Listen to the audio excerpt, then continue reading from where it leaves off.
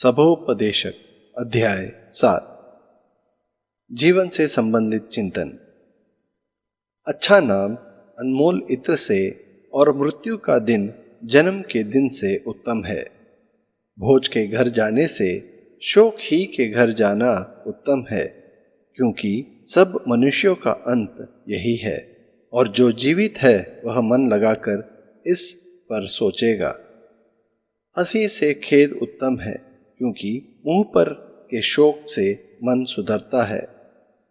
बुद्धिमानों का मन शोक करने वालों के घर की ओर लगा रहता है, परंतु मूर्खों का मन आनंद करने वालों के घर लगा रहता है।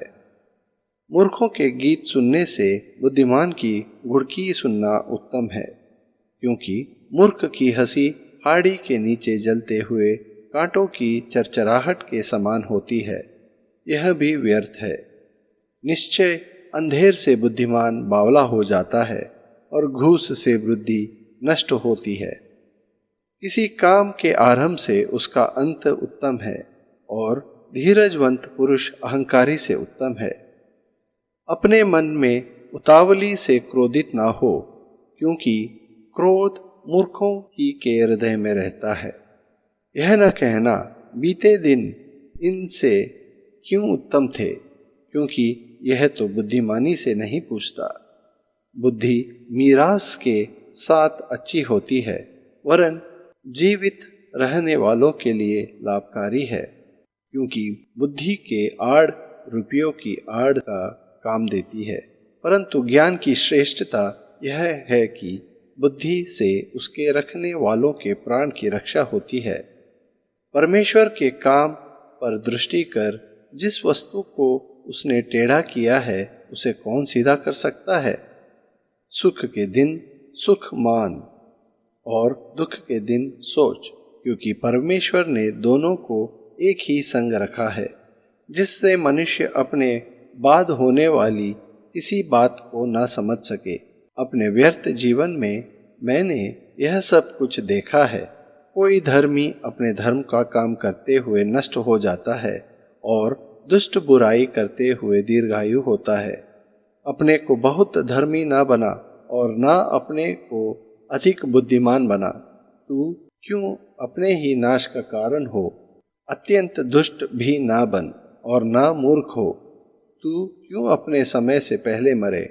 यह अच्छा है कि तू इस बात को पकड़े रहे, और उस बात पर से भी हाथ ना उठाए, क्योंकि जो परमेश्वर का भय मानता है वह इन सब कठिनाइयों से पार हो जाएगा।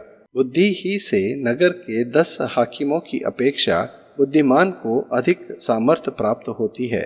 निस्संदेह पृथ्वी पर कोई ऐसा धर्मी मनुष्य नहीं जो भलाई ही करे और जिससे पाप ना हुआ हो। जितनी बातें कही जाए सब पर कान न लगाना। ऐसा ना हो कि तू सुने कि तेरा दास तुझी को शाप देता है, क्योंकि तू आप जानता है कि तूने भी बहुत बार दूसरों को शाप दिया है। यह सब मैंने बुद्धि से जांच लिया है।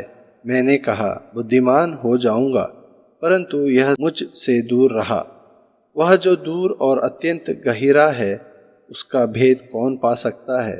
मैंने अपना मन लगाया कि बुद्धि के विषय में जान लूं, कि खोज निकालूं और उसका भेद जानूं, और कि दुष्टता की मूर्खता और मूर्खता जो गिरा बावलापन है को जानूं। मैंने मृत्यु से भी अधिक दुखदायी एक वस्तु पाई, अर्थात वह स्त्री जिसका मन फंदा और जाल है, और जिसके हाथ हथकड़ियां हैं। जिस पुरुष से परमेश्वर प्रसन्न है वही उससे बचेगा, परंतु पापी उसका शिकार होगा।